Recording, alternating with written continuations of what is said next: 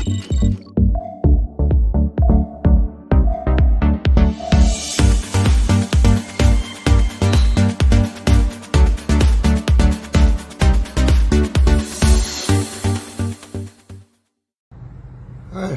Dr. Lim here. Today we are going to start the series on Shang Han Lun, discuss on the harmful diseases, a formal teaching in herbology. Are you feeling excited? I shall introduce to you the background of this great book, the socioeconomy at the time the book was written, who the authors and etc. The book was written around 2000 and 2010 CE, which was in the beginning of the 3rd century, about 1,800 years from now. For the non-Chinese, you may be shocked that we have been using a text now for almost 2,000 years and read it word by word, line by line, and apply the teaching to this day. That immediately indicates to you there is a lot of difference between Chinese civilization and others. Today, archaeological findings say the Pillar of Ashoka, there is some writing on it. Unless you are a specialist, you do not expect the present-day Indian to read the text. From the Egyptian pyramids, there is a lot of ancient Egyptian writing on the wall. You also do not expect the student from Egypt reading the script of the wall. But Chinese is totally different. The writing system has not changed over the years. So even with ancient excavation, the text written is recognized by many Chinese students. Even myself can read it directly. So Shang Han Lun was written almost 2,000 years ago. As a Chinese, I can read it as though it was written yesterday. This is something fascinating about the Chinese language. Not only that, the herbs recorded in the book are widely used, and the herbal formulas are extensively used until today. Since Chinese are using the ancient language, the ancient herbs, ancient philosophy, until this day, you may think that Chinese are very orthodox and keep the culture to the chest and never want to change it. You're wrong. Chinese civilization is the only ancient civilization when it found others are stronger and better. The Chinese will mobilize all to learn the foreign civilization and eventually make it part of their civilization. Most of the time they send convoys to invite the foreign scholar to go to China. At the time when the foreign scholar refused to come, they send troops and invite the scholar using the military might. The capture of Kumarajiwa to China is a great example. Even in modern China, when they found that the Western civilizations defeated their old way, the Chinese throw away the hairstyle, the clothing style, the housing system, the educational system, etc. to adopt to the Western civilization. When China was defeated by the European 150 years ago, one Chinese scholar commented to his fellow Chinese, "We are inferior in producing the cloth, producing the food, producing the housing, producing the transport vehicles. We are lacking behind in science, technology, political system, educational system, medication system, etc.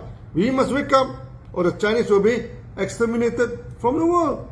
The Chinese started the mega modernizations you've never seen in history. They changed the way they keep the hair, the way they wear the cloth. They throw away the emperor and become the first republic in Asia. They go all out to adopt science, technologies, even the Western fashion, and etc. There is one European commentator when he visited Shanghai and commented, "This is a place you do not know where the Europe ends and China begins." That means Shanghai is like any European city now. When the emperor of China learned that sweet potato has been introduced into China, he promoted throughout China. So today, technically, China has become a sweet potato country because almost 80% of the sweet potato produced in this world is from China. China is also the largest producer of potatoes too. From the potatoes to rockets, China adopted many things from outside and changed himself from inside out. There's something Chinese will never let go. That is the Chinese language. Even in the Han Dynasty, which is 2000 years ago, one scholar said, language is the vehicle of knowledge. You should never lose your language. He's right. When language and ancient records survive, civilization survives. The Chinese writing system remained unchanged for a few thousand years. This resulted in the fact that Chinese civilization is the only ancient civilization that survived until today. Survives means something they adopted a few thousand years ago and still apply today. You may think that Chinese civilization is very static and thus can be preserved this way. Again, this is wrong. It is the most dynamic civilization now and evolve and change all the time. But amid all the changes, the vehicle of knowledge, the writing system never changed. I spent quite a lot of time explaining how the Chinese modernize and accept foreign culture while keeping their own culture intact. What has that to do with Shang Han Lun? Now, with this Shang Han Lun, you shall face that what the Chinese experienced before. A medical teaching you do not face before. Then you should do what the Chinese do. While keeping your Western medical training, then all out to adopt this beautiful system that stands the test of the times and survived until today.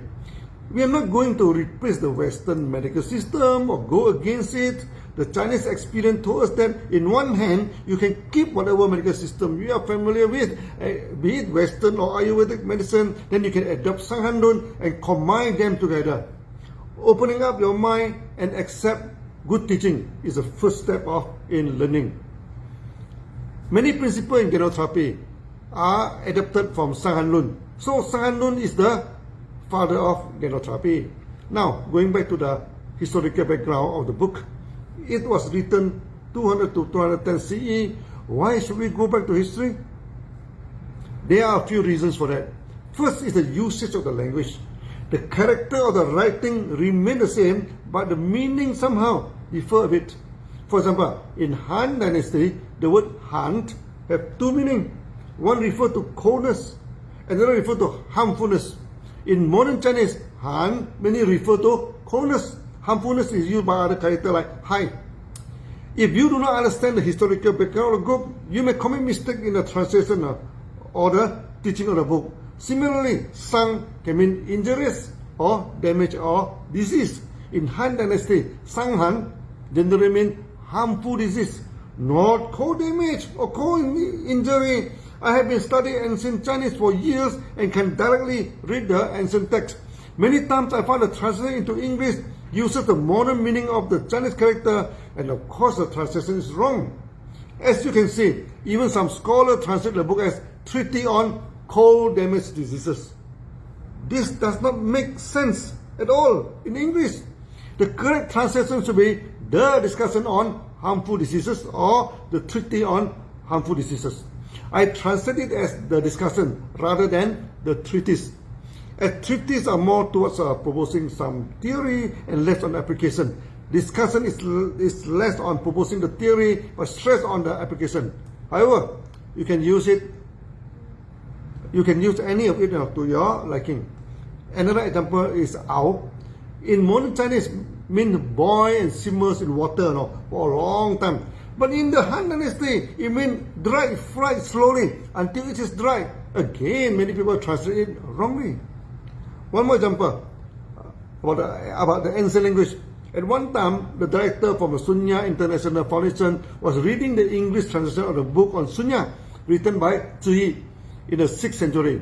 The translation says, wrong walking is harmful for the practice. This puzzle. How walking can be wrong? Luckily, the translation have the Chinese alongside it now. It refers to sing. In ancient Chinese, it means action, and in modern Chinese, it means walking. So when I told him it means wrong action, not wrong walking, then it immediately makes sense. Ancient language is like a time machine. It brings us back to the distant past. We should think and use the language as the people of the time. I enjoy doing this very much. When reading the Shang Han Lun, I feel like having dialogue with Zhang Chongqing, the great doctors and author in Han Dynasty. We can feel his thinking, his logic, and his seriousness in the book, and he became our role model in the practice as herbalist. I am lucky in the sense that I understand both English and ancient Chinese well, and I decided to translate Shang Han Lun on my own into proper English. I've seen some English translation of Shang Han Lun. The translation mixed up modern and ancient Chinese and translated into funny English. Just like an example of wrong accent become a wrong walking, harmful disease become a cold damages, confuse the reader and make them feel that the ancient Chinese must be funny. Actually, they are not. Only the half-cooked translator are funny. So in the series, please use my translation. After all, it is free of charge.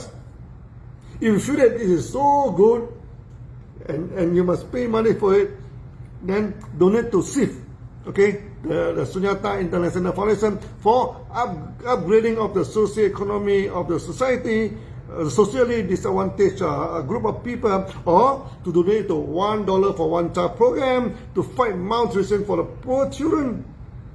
Millions of them go to bed at night with empty stomach. So fasten your seatbelt and prepare yourself. We are going to take off in the long journey of herbal training. I shall keep on updating the video as long as I finish it. This may not stick to Wednesday at a fixed schedule anymore, so please come back to this page often to check the new release of video. See you then. Bye bye.